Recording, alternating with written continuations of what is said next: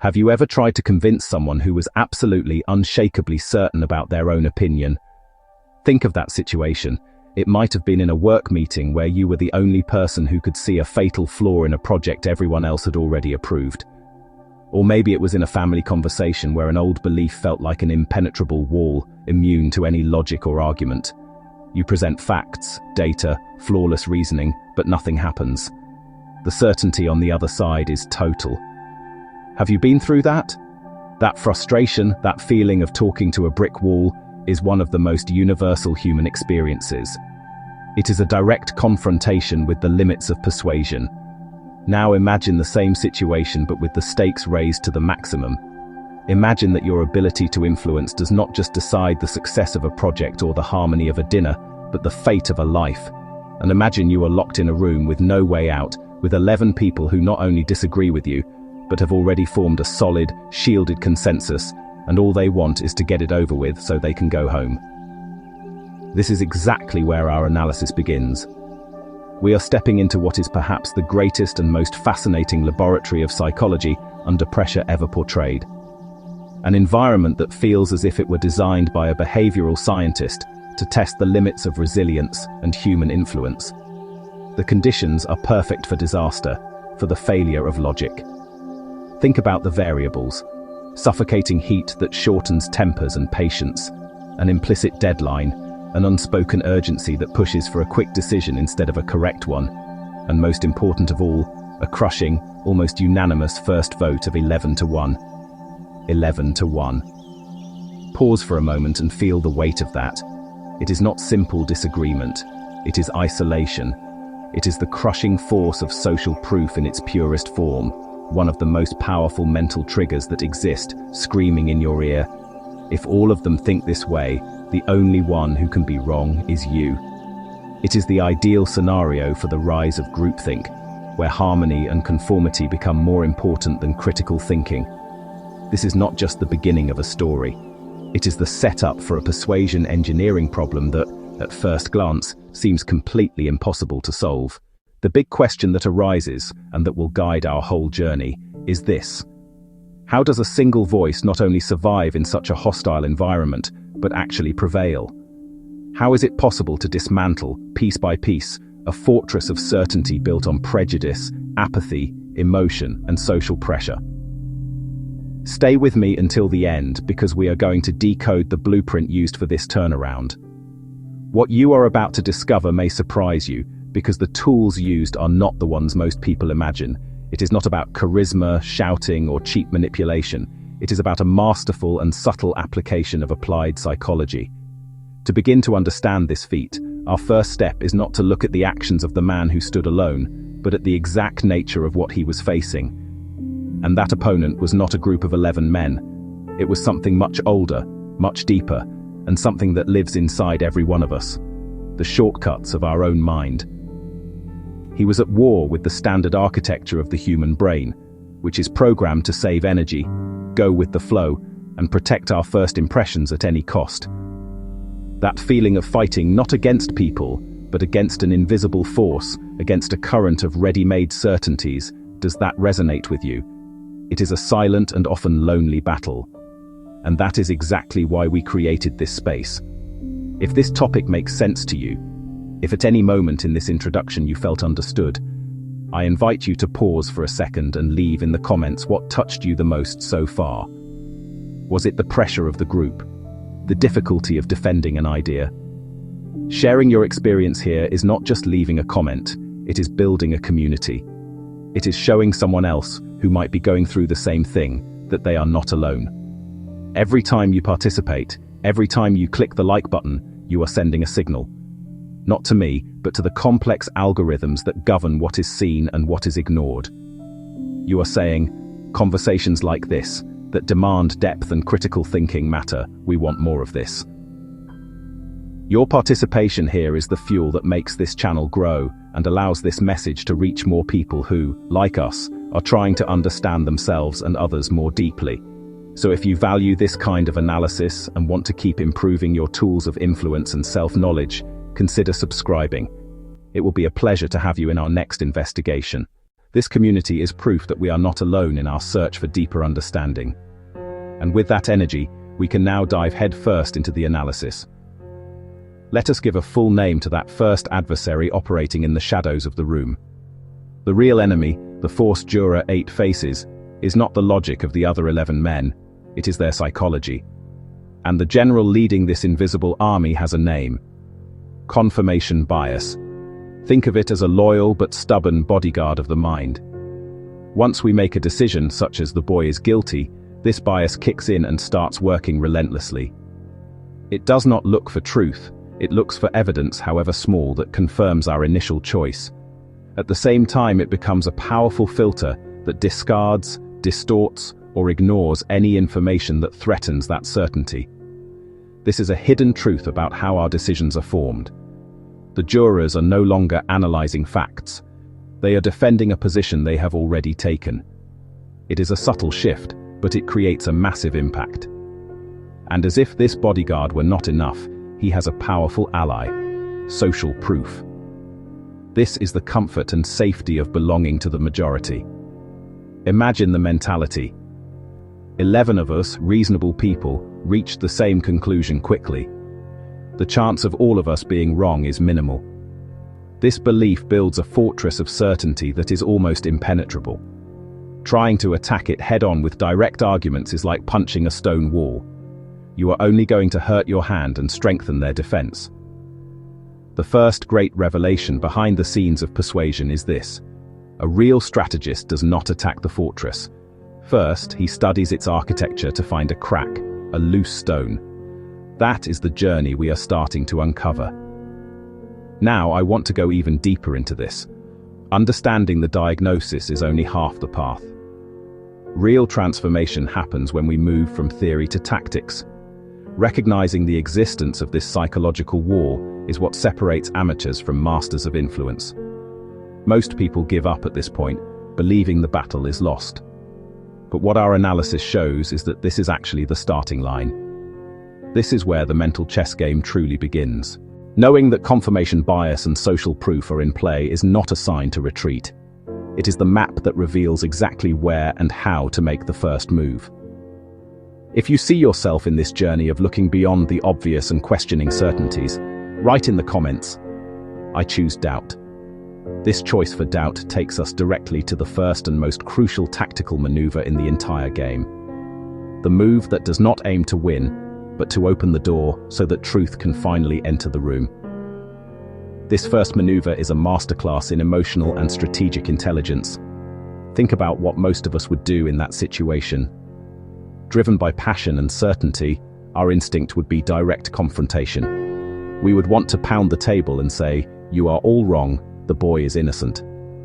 From the perspective of persuasion psychology, that approach is suicide. It instantly triggers the brain's defense mechanisms in your opponents. You are no longer attacking their argument. You are attacking their identity, intelligence, and judgment. The natural reaction is to dig in even deeper, to defend the position more aggressively, not because of logic, but out of pure self-preservation. The result is the end of the dialogue before it even starts.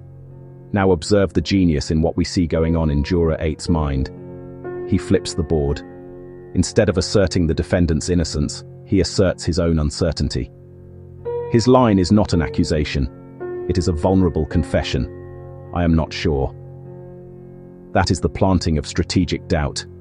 It is a low-cost, high-return move. He does not create an enemy. He does not attack anyone. He simply places himself to the side rather than against, and introduces a new possibility into the room, the possibility of doubt. This shift in mindset is the key to everything that follows. He does not ask others to change their decisions. He only asks for permission to explore his own doubt. And how does he do that? With a minimal request that is almost impossible to refuse. Let us talk about it for an hour. It is a very small doorway that gives access to the entire room. Now I want to go even deeper into this. Because this opening move, as brilliant as it is just that. An opening. It creates the space necessary for dialogue, but it does not guarantee the outcome. It removes the initial resistance, but the journey of persuasion is only beginning. Once the door is open and the conversation starts, the real work of the strategist begins. He needs to stop seeing the group as a homogeneous block of 11 men and start seeing individuals. He must understand the driving forces, the hidden truths, and the fears that govern each of those minds. If you noticed the power in this first subtle move, write in the comments, strategy beats force.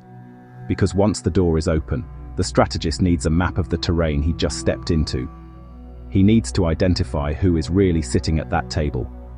Here we enter the backstage of high-level influence. An amateur sees a block of 11 opponents. A master sees 11 distinct individuals, each operating with their own system, their own rules, and their own hidden truths. The brilliance of the work we are analyzing is that it hands us, on a silver platter, the archetypes of resistance we most often face in real life. They are not just characters. They are reflections of behavior patterns you and I run into every day.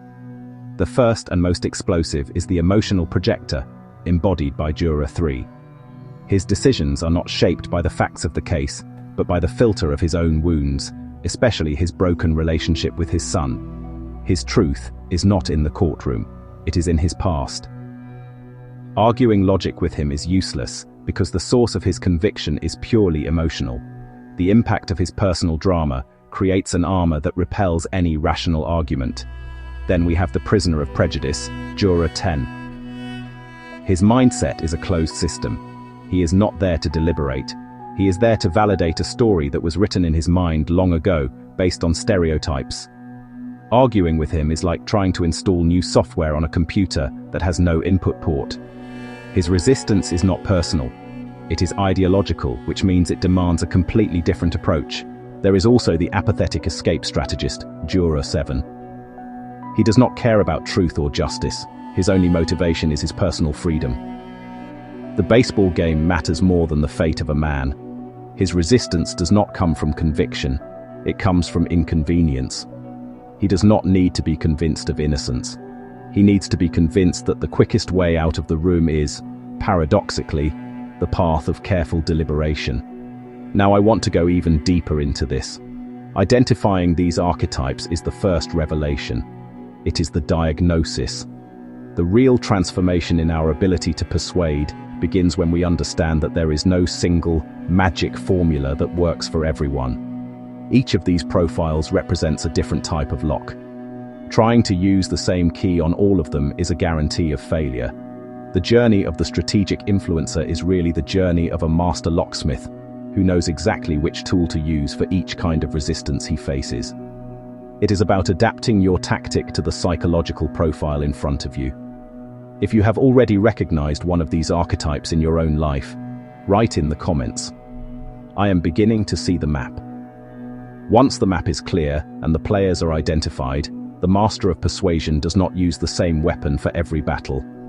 He chooses the right tool for the right target.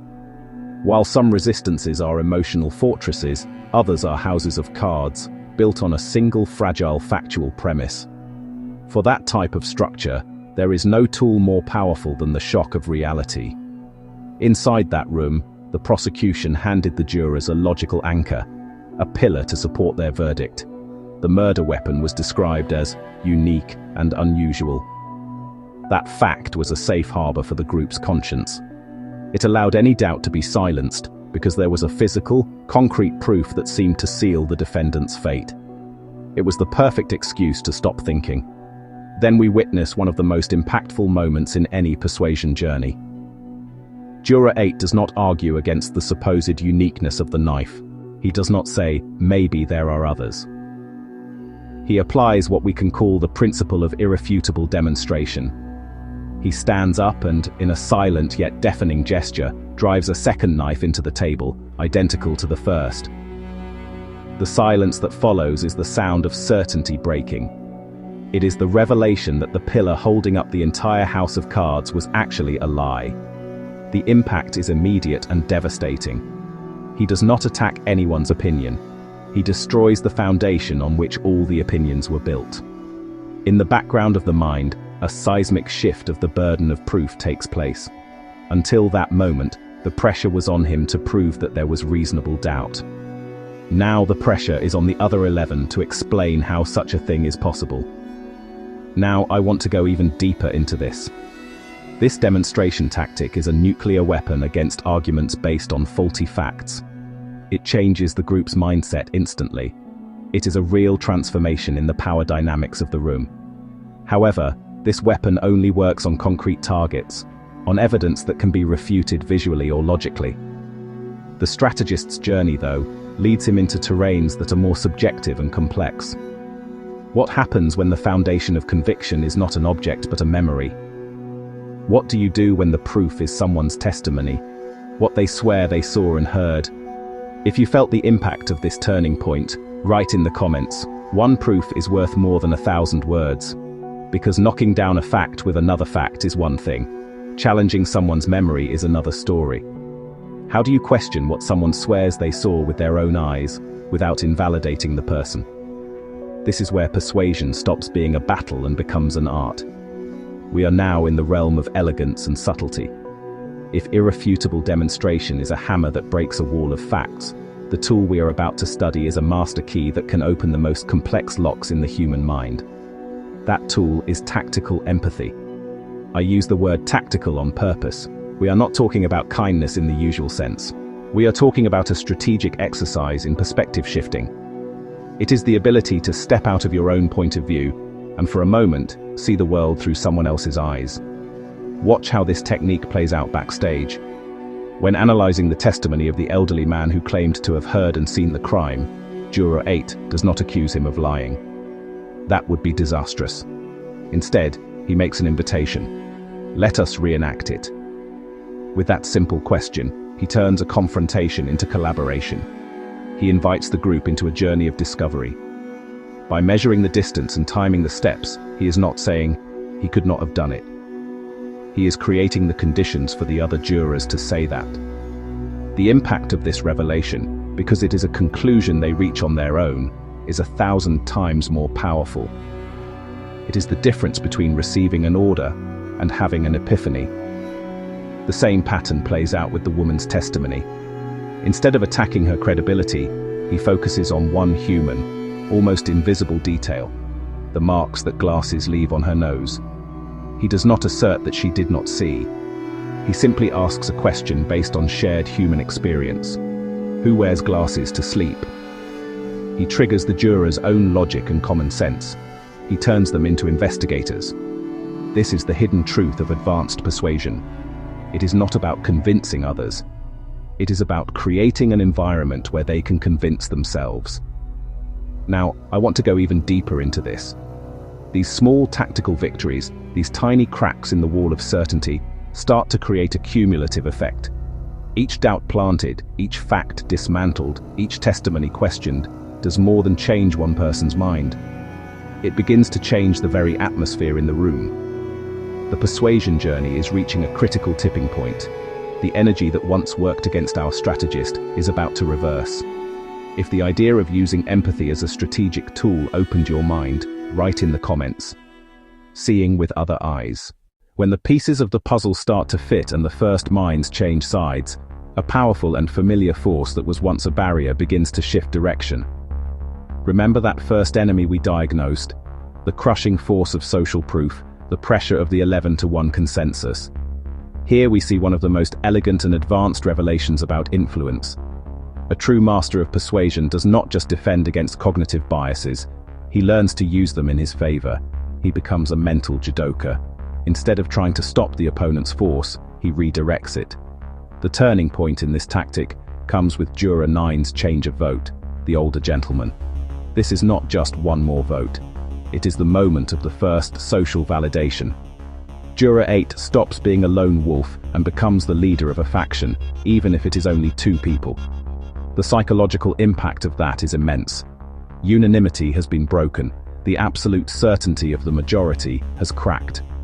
For the first time, doubt has an ally. And that changes everything in the group's decision-making. The question in the room stops being, why is that man alone? And becomes, why is there now a split? From that moment on, we witness the beginning of the avalanche effect. Each new person who changes sides does not merely subtract one from the majority. They add weight and credibility to the new minority. This transforms the power dynamics. The same pressure to conform that once crushed the lone dissenter now begins to lightly press on those who still resist. The group's mindset begins to flip. The hidden truth is that the safety of belonging to the majority starts to evaporate, and a new kind of safety begins to form around the new logic. It is a clear demonstration of how public opinion, even on a micro scale, can be completely reversed. Now I want to go even deeper into this. This avalanche is extremely effective at sweeping away resistances based on logic, convenience, or simple conformity. It pulls along those who were on the fence or whose convictions were shallow. But the strategist's journey is not over. What happens when the avalanche passes and, in the dust that settles, a few fortresses are still standing? The most difficult, most stubborn individuals. If you understand how a single change can start an avalanche, write in the comments, the domino has started to fall. When the dust from the avalanche settles, only the hardest resistances remain. The ones whose foundations are not logic or public opinion, but something much deeper and more personal. We have reached the final stage of the persuasion journey, the battle against the emotional core. This is where facts lose their power, because what is at stake is no longer just an analysis of the case, but the protection of an identity and the defense of a wound. Our case study shows this brilliantly through Juror 3. Throughout the process, the hidden truth is that he was never really judging the young defendant. Deep down, he was in a private courtroom inside his own mind, judging his son, with whom he had a broken and painful relationship.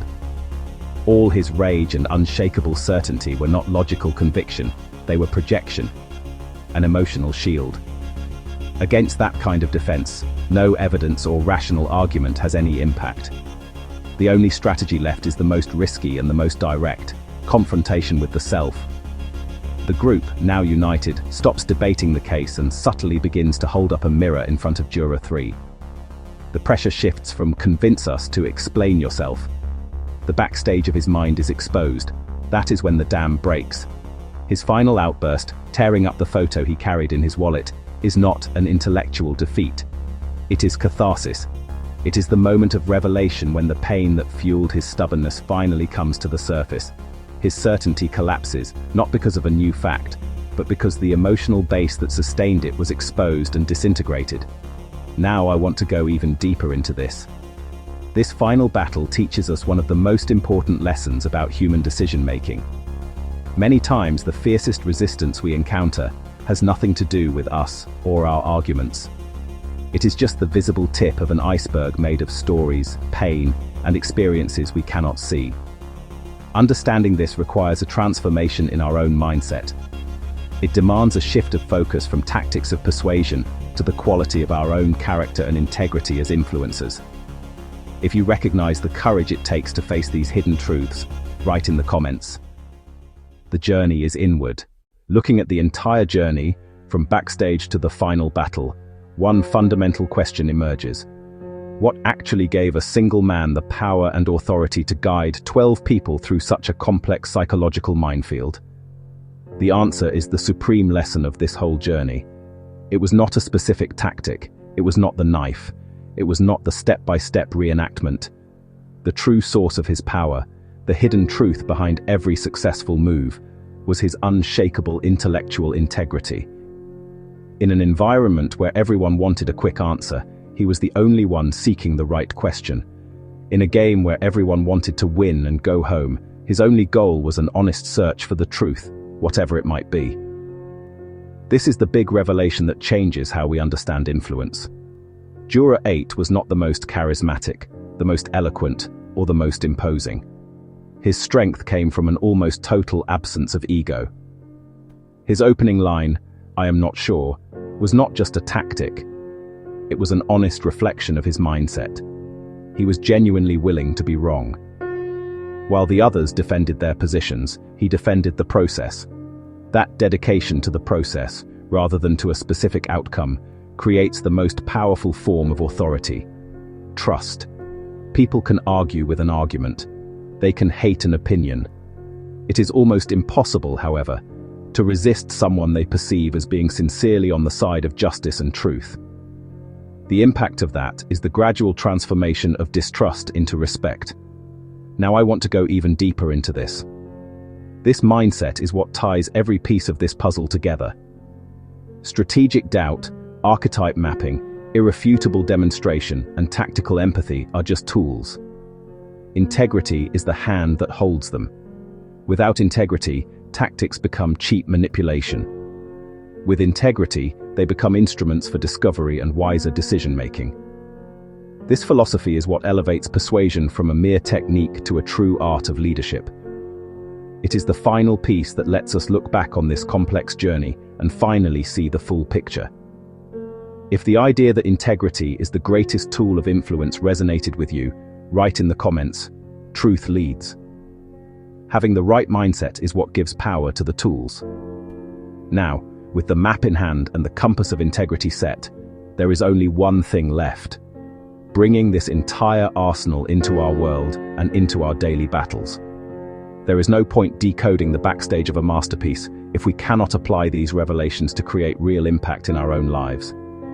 The truth is that every day we walk into our own jury rooms.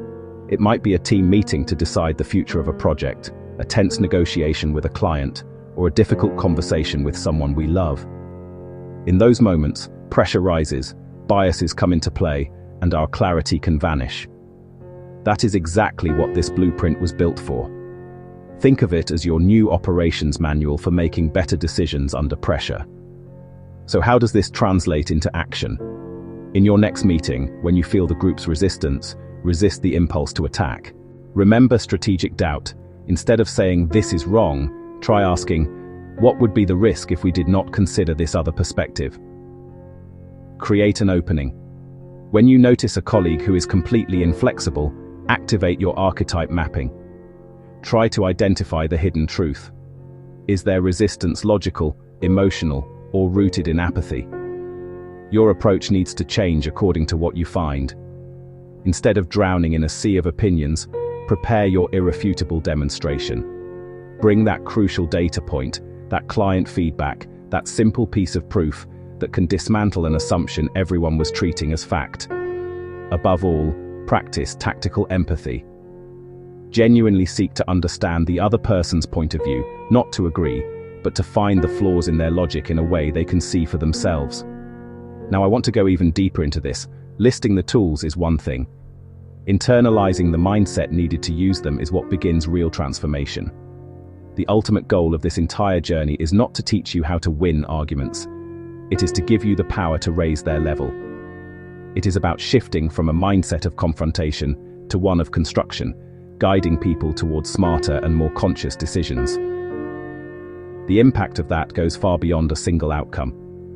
It builds your reputation as a leader and influencer who plays a different game, a more elegant and more effective game.